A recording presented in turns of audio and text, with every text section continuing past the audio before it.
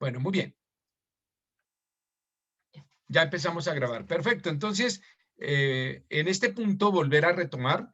Vamos a Mateo capítulo 6, versículo 9. Dice, y retomo un poquitico lo que estaba diciendo previamente. El apóstol dice, necesito, Señor, aprender a orar. Mis oraciones son tan vanas, repetitivas, tan vacías. Realmente ni me convencen a mí mismo. Lo hago porque, pues, me lo enseñaron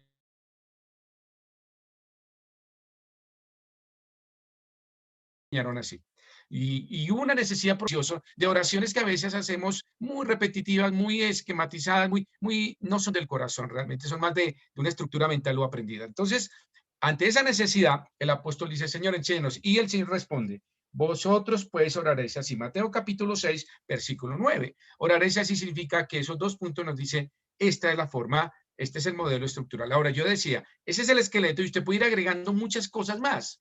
Claro, podemos ir agregando necesidades familiares específicas, laborales específicas, de la salud específica, de raíces de amargura específica, de desesperanza, de temor, de miedo, de depresión específicas, de necesidades en nuestros hijos o esposa o esposos o familia, de nuestra iglesia, de nuestra sociedad, de nuestro país. Entonces, obviamente, hay una ventana abierta donde el Señor dice, podemos colocar todo eso en nuestras oraciones, pero no puede faltar esto. Porque si falta esto, perdemos realmente el camino correcto de la oración correcta, que en forma correcta se hace para que entre a la presencia del Señor. Entonces dice así, oraréis así, Padre nuestro, eso ya lo hemos estudiado, que estás en los cielos, santificado sea tu nombre, venga tu reino. Hágase tu voluntad como en el cielo, así también en la tierra. Eso ya lo hemos estudiado, no lo vamos a repasar porque ya si usted estaba conectado conmigo, ya escudriñamos qué significa cada una de esas líneas en las cuales usted debe pensar e incluir en su oración. ¿Cómo debe comenzar su oración? Voy a dar un ejemplo. Vamos a orar. Señor, te pedimos porque hay una necesidad de un hermano enfermo. Incorrecto, empecé mal. ¿Cómo empieza la oración? Padre nuestro. Habla de relación, comunión. Yo no puedo pedir algo sin que primero diga, Señor, ¿estamos bien? Señor, ¿te agrado? Señor, eres mi papá, mi papito, ama Padre, ¿o hice bien? ¿Crees que el balance del día fue correcto? Creo que pensé en ti, papá, papito lindo, papito Dios. Mire cómo comienza la oración. Padre nuestro, una relación, una comunión, una intimidad. No entramos a pedir. Es que esa es nuestra tendencia. Vamos a orar. Señor, te pedimos, te rogamos que esto y aquello y arriba y abajo. Bienvenida a las peticiones. No estoy diciendo que no. Pero no es la forma correcta. Dios dice, espera, espera. Primero, ¿cómo estamos? ¿Cómo está nuestra relación? ¿Hoy oraste? Ay, Señor, hoy leíste la palabra, mi palabra, leíste tu Biblia. Hoy tuvimos un tiempo de alabanza, cantaste un himno. Hoy me dijiste que estás feliz conmigo y te gozas en mi presencia. Todo eso habla de relación y comunión. Entonces ahora saltemos al siguiente versículo. Era un ejemplo para saber cómo debemos aprender que esta es la forma de empezar a orar, de la forma correcta para entrar al trono de la gracia y pedir lo correcto o descansar en lo correcto o dar gracias en forma correcta. Versículo 11. El pan nuestro de cada día dánoslo hoy. Hablábamos de que eso ustedes tienen en su Biblia al lado Éxodo 16. Si usted lee Hechos 16, es exactamente lo que Dios está diciendo. El pan nuestro de cada día no lo hoy. Significa darnos lo preciso, lo exacto, lo necesario, en el momento correcto, en la cantidad correcta y en la forma correcta. Y ahora, y perdona nuestras deudas como también nosotros perdonamos a nuestros deudores. Muy bien, es ponernos en paz en forma vertical y transversa. Perdona a Dios, Señor, hoy perdóname, y luego en forma transversal a mi prójimo. ¿Qué dice el primer mandamiento? Amarás al Señor tu Dios con todo tu corazón, con toda tu mente, con todas tus fuerzas. Señor, ¿y cuál es el más importante? El primero. Y el segundo, amarás a tu prójimo como a ti mismo. Significa que yo tengo que tener cuentas cortas con Dios y cuentas cortas con mi prójimo. Entonces, ¿cuántas veces debo perdonar? y habíamos hablado que para los 7, el Señor dijo, no te digo 7, sino 70 veces 7. Significa que siempre la actitud de misericordia y perdón debe estar en nuestras vidas. Y lo decíamos, ¿cuántas veces el Señor Jesús nos perdona? ¿70 veces 7 o 7? Siempre, a ver, ¿cuántas veces vivimos 30, 40, 50 años? ¿Cuántas veces nos perdona al día? Hasta 2, 3 veces. Multiplique eso por 30 años. ¿Cuánto da? ¡Ja! Altísimo. Entonces, el Señor no está haciendo cuentas con nosotros. Simplemente Él dice, hay buena actitud, tú lo pides, cambias de actitud, perdonado eres. La actitud correcta es esa y eso es lo que nos dice el Señor. Ahora entremos a la siguiente. Entonces, mire que ya hablamos de una relación, ya hablamos de exaltar al Señor, ya hablamos de que venga su reino, ya hablamos de que Él provea nuestra necesidad. Ahí estaba el pan nuestro. Cuando dice el pan nuestro, algún paréntesis, está hablando de toda nuestra necesidad. Señor, por mi casita, por mi trabajo, por mi comida, por mi ropa. Ese pan nuestro de cada día abarca las necesidades humanas básicas. Y yo puedo pedir por ellas, claro, mire el versículo 11 le está dando luz verde a usted, decir, Señor, yo necesito esto, Señor, necesito unos medicamentos, provéeme el dinero para esos medicamentos.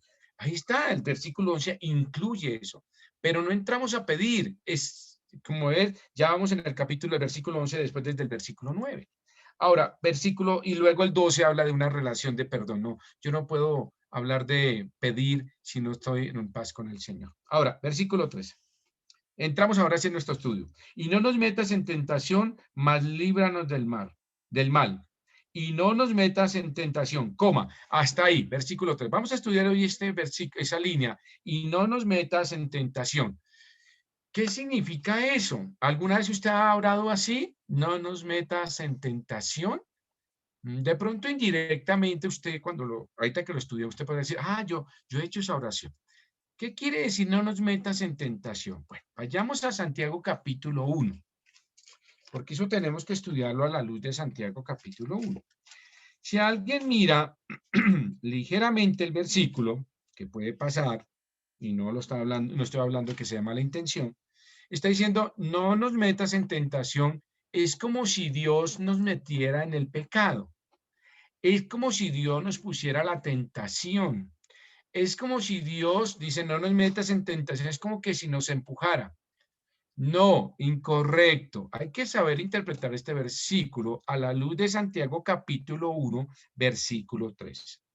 Mucha atención, porque a veces ligeramente cuando cometemos pecado, le echamos la culpa a Dios o al diablo. ¿No han escuchado? Es que el diablo me empujó, el diablo me mandó la mano allá. O a veces decimos, es que Dios lo permitió así.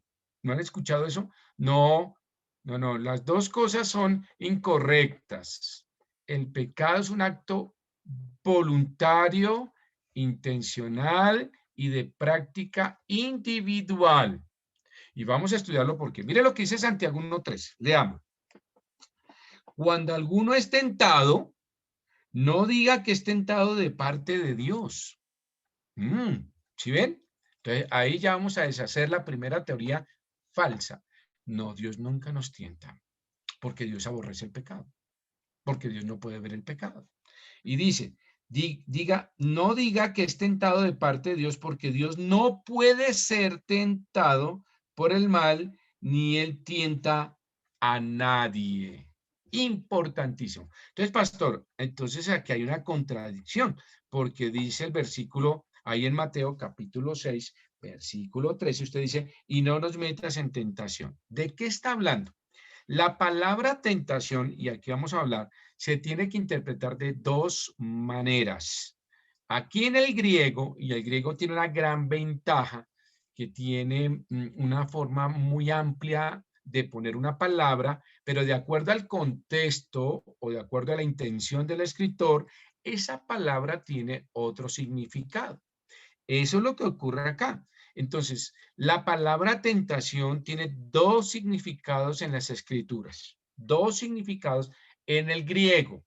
Si usted la mira así en el español, vamos a hacerle la forma en que es correcta, no correcta, sino la forma interpretativa de acuerdo al griego. Entonces, hay dos significados para la palabra tentación. Veamos el primer significado, que es el que nos interesa de acuerdo a Mateo, que dice, y no nos metas en tentación. ¿De qué está hablando el escritor de Mateo aquí? No nos metas en tentación.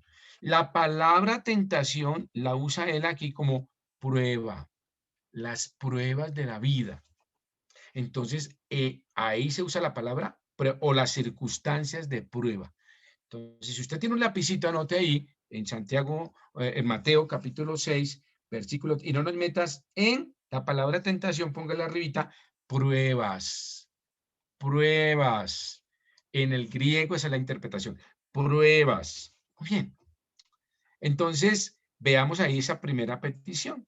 Y no nos metas en pruebas. O podríamos decir, guárdanos de las pruebas o guárdanos en las pruebas.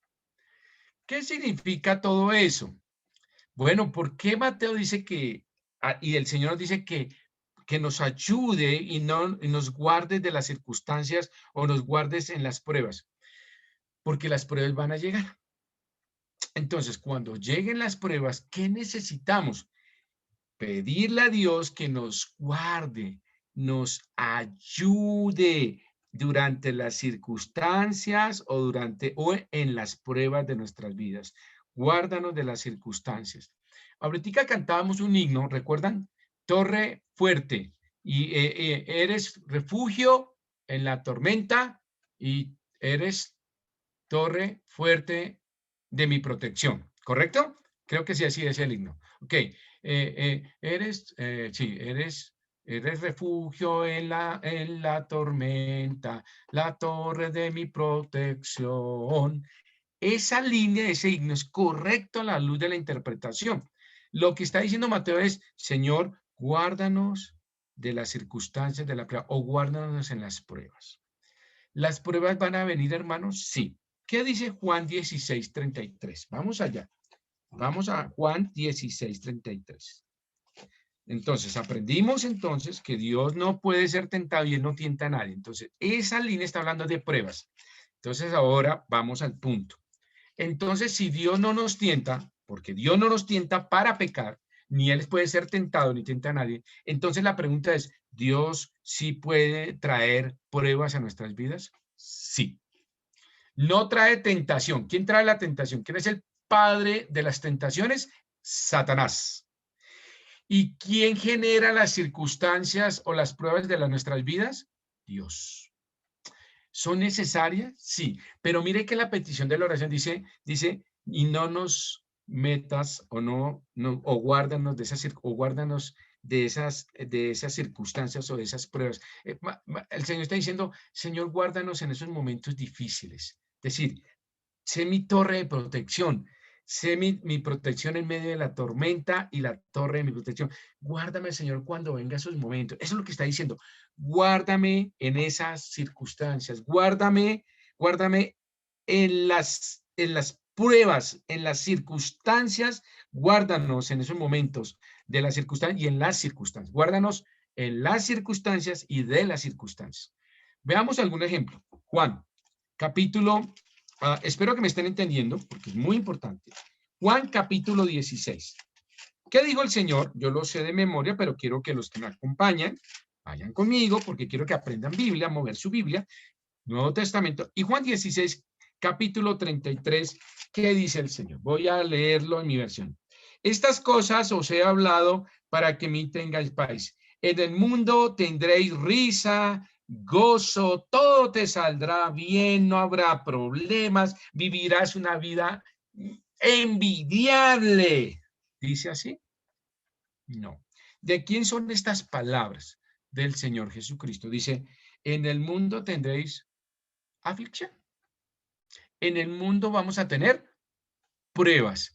Y por eso la oración de Mateo dice, oh Señor, guárdanos en medio de las circunstancias, guárdanos de estos momentos de aflicción, guárdanos de las circunstancias, de las aflicciones, guárdanos en las aflicciones y guárdanos de las aflicciones.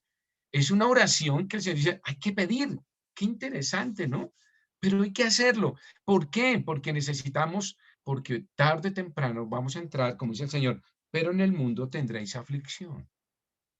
Pastor, entonces, ¿para qué ser creyente? ¿Vale la pena ser creyente si vamos a tener aflicción? Claro que sí. Las aflicciones hacen parte del proceso natural de un creyente que ama al Señor. Las aflicciones hacen parte del proceso de madurez del creyente. Hace parte de apreciar el amor de Dios en nuestras vidas. Vamos a tenerlas. ¿Quién las dijo? El Señor Jesucristo. Ahora, Primera de Pedro 4:2. Vayan conmigo. Primera de Pedro 4:2. ¿Qué dice Pedro ahí? Muy interesante que Pedro nos dice lo siguiente. Ya el Señor Jesucristo nos dijo, vamos a tener aflicciones. Primera de Pedro 4:2. Primera de Pedro 4:12, perdón, 4:12, discúlpeme. Amados, no os sorprendáis del fuego de prueba. Pastor, estoy en un momento difícil. Pastor, estoy pasando una prueba. No se sorprenda. La Biblia dice que va a llegar tarde o temprano. Ahora, le voy a decir algo. Si no ha tenido esas pruebas, amén, gracias, porque el Señor lo ha guardado de las circunstancias o de las pruebas de la vida. Es decir, Mateo 6 se está cumpliendo, versículo 13 se está cumpliendo usted. Señor, guárdanos de la tentación o guárdanos de las pruebas. Guárdame de las circunstancias o de las circunstancias. Entonces, si usted no ha tenido eso, pues dele gracias a Dios porque se ha cumplido esa petición. Pero si no, mire lo que dice Pedro. Dice, versículo 12, amados, no os sorprendáis del fuego de la prueba que os ha sobrevenido, como si alguna cosa extraña os aconteciese. Es decir, van a venir, no se extrañen, vamos a tenerlas. ¿Cuál es la diferencia? Pues que vamos a enfrentarlas solos, no. Que tendremos ignorancia espiritual y emocional para enfrentarlas, no. Que la fortaleza física nos faltará, no. Porque el Señor dice, en el mundo tendréis aflicción, pero, ahí viene el pero que no leímos en Juan, pero confiad, yo he vencido al mundo. Significa, esas cosas que van a suceder y que van a llegar a suceder, no os sorprendáis del fuego de la prueba y no os extrañes que alguna de estas cosas llegue. Confíen porque yo las he vencido. Pero confiad, yo he vencido al mundo. Yo ya he vencido esas circunstancias. Confíen en mí. Yo soy su torre de protección y soy su guarda en medio de la tormenta. Entonces, nos invita el Señor a decir, ¿es raro que pase eso? No, van a venir las aflicciones y Pedro nos dice, no os sorprendáis del fuego de la prueba. ¿Por qué fuego? Muy interesante. Y ya les digo por qué dice la palabra fuego. La palabra fuego se usa mucho en la Biblia para castigo, ¿no? El fuego o la ira de Dios y el fuego. En este caso, no. Fuego significa que es algo que va a permitir, un medio que va a permitir que la prueba, aunque sea dolorosa, saca un resultado positivo. Es lo que está diciendo Pedro. Y ahorita les voy a llevar por qué hace versículo más adelante. No se me pierda. Bueno, pastor, ¿y eso sirve de algo tener aflicción? Bueno, vayamos a Santiago 1:2. Santiago 1:2. Vayan conmigo. Ahí vayan eh, unas hojitas adelante de Pedro, por favor. Y pasen por el libro aquí por el libro después de Hebreos. Ahí está Santiago 1:2. ¿Qué dice? Hermanos míos. Bueno, mire que los dos versículos, cuando el Señor Jesucristo está hablando a sus apóstoles, dice, en el mundo tendréis aflicción a sus discípulos. Pero le dice quién, hermanos. ¿Y qué dice Santiago? Hermanos, ¿a quién le está hablando todos? A nosotros, a la iglesia, a los que somos parte del cuerpo de Cristo, tendremos momentos de prueba y no nos metas en prueba, guárdanos de las circunstancias, guárdanos en las circunstancias, las vamos a tener. Estamos simplemente diciendo, pues Señor, guárdanos de esos momentos, pero van a llegar. Entonces tú vas a ser mi torre de protección y eres en medio de la tormenta quien me va a librar. Y mira lo que dice, hermanos míos, le está hablando a creyentes, tened por sumo gozo. Pastor, ¿yo me tengo que poner feliz cuando lleguen las pruebas? Sí, porque dice, cuando os halléis en diversas pruebas, sabiendo que la prueba de vuestra fe produce paciencia. Y voy a dejar ese versículo porque después les voy a explicar la segunda parte. Entonces, mire, centrémonos en eso. ¿Debemos tener gozo? Sí. ¿Por qué, pastor? Porque yo he vencido al mundo, dijo el Señor. Ahí está, ¿sí? Ahora sí podemos hilar el versículo de Juan. Entonces, ¿por qué yo debo tener gozo? Porque ya está vencido. Porque ya hay victoria en las pruebas. Porque las victorias van a ser superadas.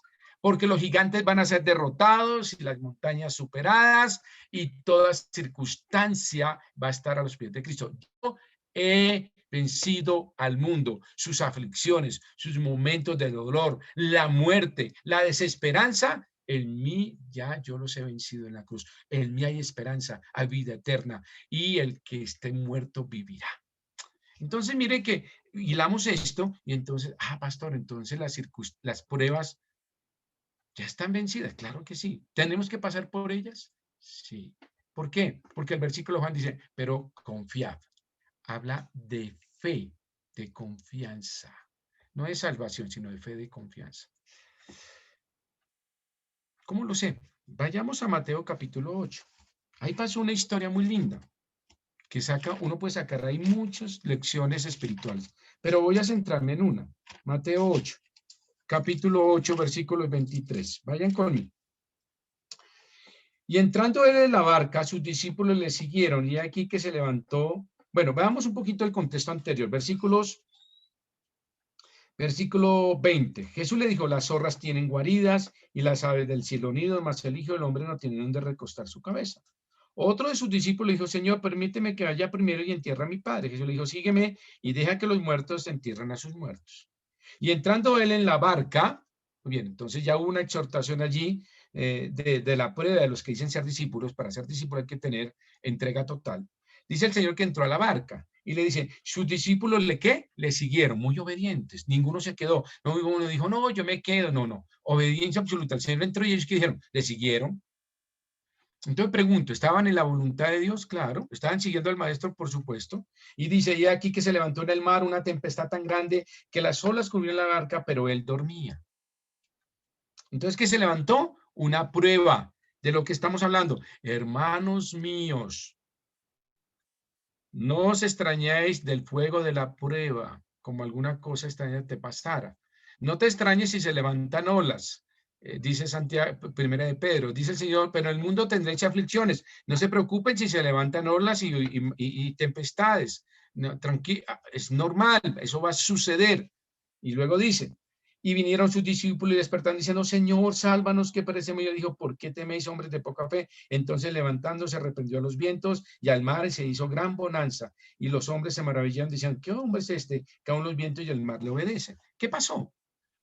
Primero, ellos estaban con Cristo, sí. Estaban en obediencia, sí. Entraron a la barca, sí. Les dijo el Señor, pasemos allí al otro lado, por supuesto. Pero ¿qué pasó? Se levantó una tormenta. ¿Dónde estaba aquí el pecado? No, no había pecado. ¿Dónde estaba la desobediencia? No, no había desobediencia. Entonces, ¿por qué se levantó la tormenta? Porque en el mundo tendremos aflicciones. Y tendremos que tener gozo en medio de esas aflicciones. Y este es un ejemplo maravilloso de cómo el Señor se levanta y calma la tormenta. Significa que el Señor estaba en medio de las circunstancias de la prueba. Él dormía, pero simplemente él era confiado. Yo he vencido al mundo. Por favor, tengan confianza y fe cuando estemos en medio de las tormentas. Estemos significa que el Señor está en nuestra barca, en nuestras tormentas, en nuestras aflicciones, en nuestras pruebas. Señor, y no nos metas en las pruebas, o guárdanos en las circunstancias de las pruebas. Guárdanos, Señor, cuando se levanten esas pruebas. Guárdanos, Señor, cuando se levanten esas olas. Guárdanos, Señor. Y esa es la oración que hemos de tener. Vamos a estar en nuestra barca, el Señor está ahí, pero tenemos que decirle, Señor, guárdanos, cuídanos. ¿Y qué hace el Señor? Se levanta, calma la mar y pasamos al otro lado. Él dice que calmó la mar. No dice que Pedro, nada, él fue. ¿Quién va a calmar las mares y las circunstancias? El Señor Jesucristo. Pero confiad, yo he vencido al mundo. Entonces, esta petición es maravillosa, exquisita, y no nos metas en las pruebas. O guárdanos en las circunstancias de las pruebas. Más bien la petición, guárdanos. Cuando llegue el Señor, Guárdame en esos momentos. Ayúdame a tener una fe de confianza. Permíteme confiar en ti, que tú estás en mi barca. Permíteme, Señor, que yo sé que tú estás ahí. Aunque estés dormido y no te vea, tú estás en control. Eso es lo que está diciendo ese versículo. Permita que el Señor tenga el control siempre, no desconfíe. Ahora, el Señor, Dios Padre, puede generar circunstancias diferentes en nuestras vidas. Voy a dar un pequeño ejemplo. Dios puede generar, perdón, uno mismo puede generar sus tormentas, uno mismo. Entonces hay que tener cuidado con eso. Yo mismo puedo generar las tormentas y las pruebas en mi vida cuando no estoy en obediencia. Yo las puedo generar. Un ejemplo, Abraham. Cuando Abraham quería un hijo, resulta que tomaron con Sara una mala decisión y tomaron a la egipcia y Agar y tuvieron un hijo con Agar y cometieron un pecado terrible. Ustedes miran el contexto familiar y cultural y social, eso no era la voluntad de Dios. Entonces resulta que crearon una circunstancia que, ¿cuál fue el resultado? Ismael. Ismael es el padre de los árabes que odia a los judíos hasta el día de hoy. ¿Quién generó esa tormenta? ¿Dios? No. ¿Quién la generó? Abraham y su esposa. Entonces, mire, usted mismo puede generar sus propias tormentas y después dice, ay, Señor, ayúdame. Pero ¿cómo si usted mismo generó eso? Pero es que viene la misericordia. Dios ayudó a Abraham y a Sara en esa tormenta cuando generaron, sí, ¿y a quién les dio? A Isaac. Pero tuvieron que tener un trago amargo y sacar a Agar y poner a Ismael en el desierto y casi se mueren, pero Dios, el Dios Roy que lo ve todo, estuvo ahí y los libró. Mira, hermano, nosotros mismos podemos generar nuestras propias tormentas. Por eso tenemos que decir, Señor, no, guárdanos de estas circunstancias, guárdanos de estas tormentas, guárdame de no generar mis propias tormentas. Dios, guárdame, ayúdame a que yo no genere mis propias tormentas en mi vida. Segundo ejemplo, ¿Dios puede generar las tormentas? Sí. La vida de José. José, ¿quién era? Un muchacho extraordinario, buen hijo, buen hermano, buen creyente, y Dios lo terminó y lo metió como esclavo en Egipto. Yo no se pregunta, pero esa prueba de fuego, no entiendo por qué, si es un buen muchacho. Dios genera también tormentas. ¿Para qué? ¿Tiene un fin? Pues mira el capítulo 40 de Génesis. ¿Cuál fue el fin? Y lo dijo José. Yo ya entendí por qué Dios me puso acá. Porque quería cuidar a mi papá, a mis hermanos y al pueblo que tanto ama a Dios. Ahora entiendo que Dios tenía un propósito. Dios genera tormentas también en nuestras vidas, aunque estemos en obediencia, aunque seamos buenos creyentes, pero que tienen un objetivo final, que no lo vemos, pero confía, yo he vencido al mundo. Confianza se llama fe de descansar, que Dios nunca se equivoca cuando nos llegan tormentas.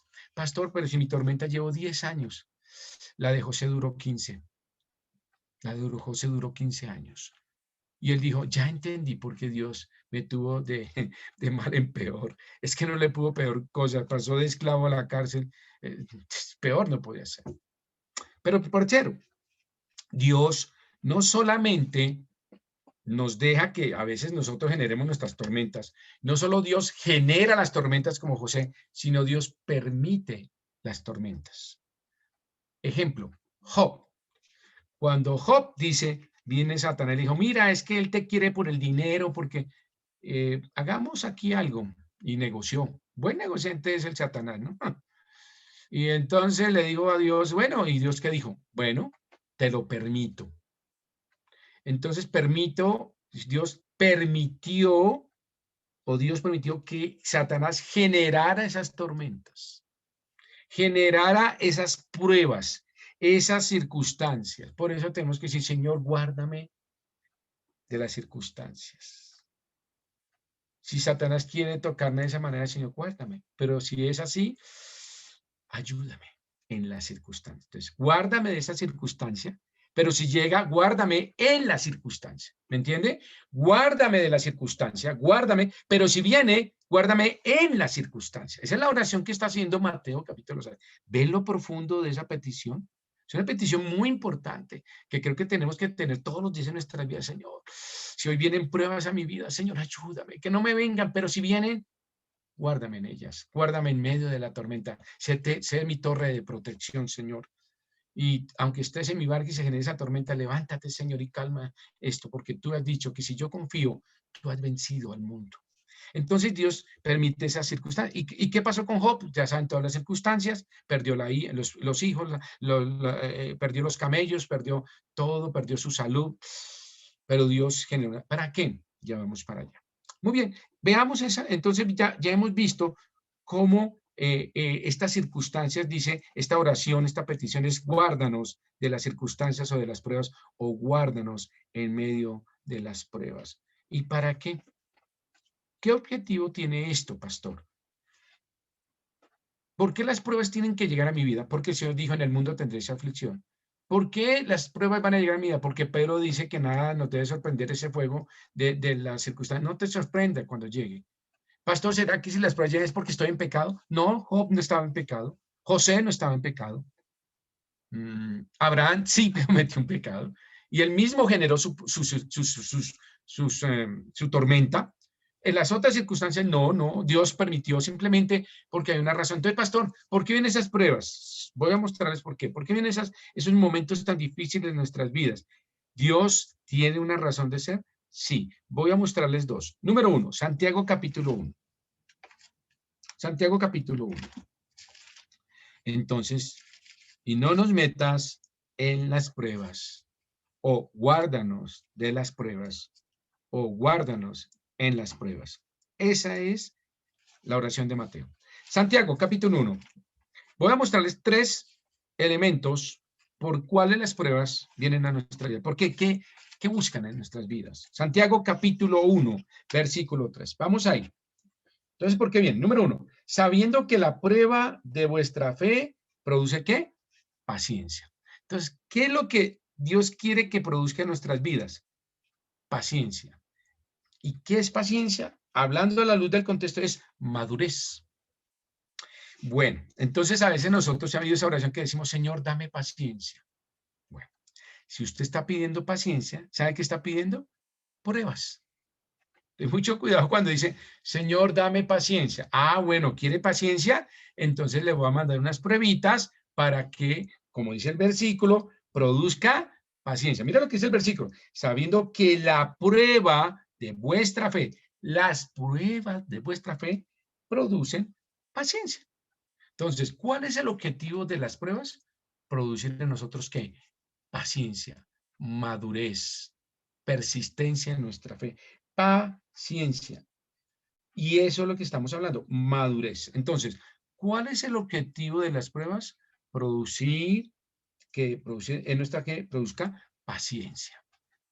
Entonces, cuando vienen las pruebas que hacen, vamos madurando y cada vez vamos confiando más en el Señor y va creciendo nuestra paciencia. Dice el versículo, y mira el versículo 4, unido. Más tenga la paciencia su obra completa, es decir, perfecta, madura, para que seáis, ¿qué? Perfectos y cabales, sin que os falte alguna cosa. ¿Qué es lo que llega a ser la paciencia? Ser perfectos y cabales. ¿Qué es perfecto? Madurez. Y cabales, perfectamente maduros en la fe de Cristo. Cabales significa no perdidos, sino centrados en la fe de Cristo. Eso es lo que producen las pruebas. Madurez en nuestras vidas. Madurez. ¿Qué más puede producir? Es decir, la idea es que nosotros podamos llegar a esa madurez y permanecer firmes en medio de las pruebas. Es lo que está diciendo, permanecer firmes bajo la prueba. No desboronarnos, no desencuadernarnos, no entrar en desesperación. Pastor, estoy en prueba otra vez. Dios se ha olvidado de mí. No, la prueba tiene un objetivo, es su fe, que crezca en paciencia y madurez para que sea perfecta y en perfectos y cabal, centrada, correcta, está diciendo acá. Seamos ¿qué? Perfectos y maduros. Ese es el objetivo. Número 2, está en el versículo 12. Véalo allí. Bienaventurado el varón que soporta la tentación. Mucha atención, la palabra tentación de ese versículo habla de prueba. Prueba. Entonces, digámoslo. Bienaventurado el varón que soporta la prueba. Ok, entonces tenemos que entrar en las pruebas, nada que hacer. Pero la petición es, no guárdanos de las pruebas o guárdanos en las pruebas. Pero dice, porque cuando haya resistido la prueba, es decir, cuando permanezca firme bajo la prueba, recibirá la corona de vida que Dios ha prometido a los que le aman. Las coronas hablan de un galardón, la corona de vida. ¿Vale la pena que vengan esos momentos difíciles en nuestras vidas? Sí. ¿Habrá un galardón? Sí, al que permanezca firme bajo la prueba y la presión. Claro que sí. Veamos primera de Pedro, capítulo 1. Pedro nos habla de que no nos sorprendamos del fuego de la prueba. ¿Pero para qué? ¿Hay alguna razón? Ya vimos. Santiago nos dice que tendremos nuestra paciencia o nuestra fe va a madurar, que vamos a tener una corona. Entonces, las circunstancias no se dan por decir, como por fastidiarnos, por molestarnos, porque a ver, es que voy a poner hoy voy a probar hoy a María Elena con tal cosa, a ver qué pasa. No, Dios no obra al azar ni en forma desquiciada. No tenemos un Dios perdido. No, tenemos un Dios tan centrado, perfecto y cabal que nos permite pasar con ellos para que nuestra fe y paciencia crezca. Pero Pedro me encanta con lo que dice primero de Pedro 1, capítulo 1, versículos, vayan conmigo ahí versículos 5 y 6. Ahí en primera de Pedro, capítulo 1, versículos 5 y 6. Dice, que sois guardados por el poder de Dios mediante la fe para alcanzar la salvación que está preparada para ser manifiesta en el tiempo postrero, en la cual vosotros os alegréis, aunque ahora por un poco de tiempo, si es necesario, que tengáis que ser afligidos en diversas pruebas. ¿En diversas qué? Pruebas. Es decir, para que sometida a prueba vuestra fe, mucha más preciosa que el oro, el cual, aunque perecedero, será prueba con fuego, sea hallado en alabanza, gloria y honra cuando sea manifestado Jesucristo. Mire lo que está diciendo aquí, para que sometida a prueba vuestra fe, versículo 7, entonces, al final del versículo 6, dice, tengáis que ser afligidos en diversas pruebas. Tenemos que ser afligidos. ¿Para qué? Es decir, ¿para qué, pastor, tengo que el versículo 6 al final? Para. Entonces, mire, para y paremos ahí, porque dice un para. Cuando hay un para, pare. Para que sometida a prueba vuestra fe, mucho más preciosa que el oro, el cual, aunque perecedero, se prueba con fuego, sea hallada en alabanza, gloria y honra cuando sea manifestado Jesucristo. ¿Sí ve por qué tenemos que pasar por las pruebas, por el fuego de la prueba? Porque el fuego produce limpieza y pureza y perfección. Por eso tenemos que pasar por ese fuego de la prueba, dice Pedro, para que seamos, ¿qué? Seamos como manifiestes de una forma pura y seamos hallados en alabanza, gloria y honra cuando sea manifestado Jesucristo. La prueba permite que cuando venga el Señor Jesucristo nos encuentre perfectos, maduros, puros, como oro refinado. Eso es lo que está diciendo. Aunque el oro sea perecedero, se prueba con fuego. El oro se prueba con fuego. Lo verdadero, precioso, limpio, honroso y glorioso es el fuego, prueba el oro. Para eso somos probados nosotros. ¿Quién lo vivió en carne propia? ¿Quién nos da ejemplo de eso? Job, capítulo 23. Vayan conmigo a Job 23.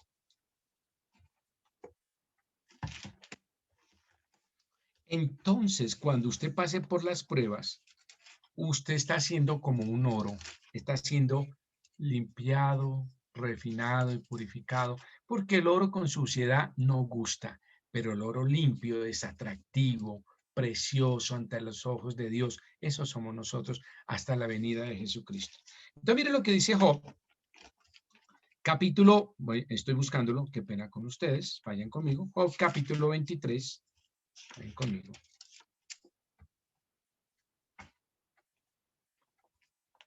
Versículo 10. Versículo 10. Versículo 10. ¿Qué dice?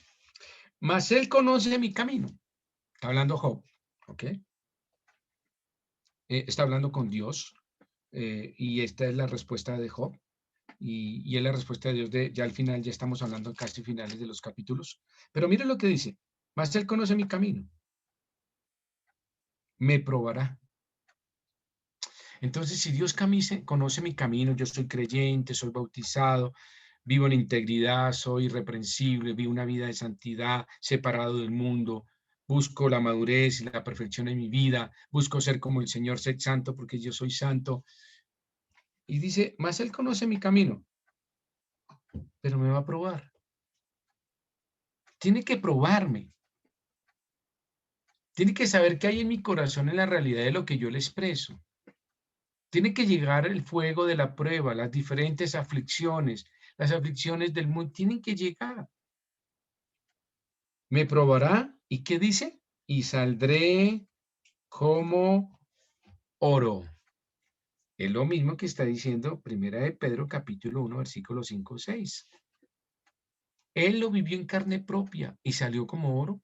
La escritura lo dice que al final Dios dijo, si ves Satanás, este hombre es oro puro, vale lo que pesa en oro.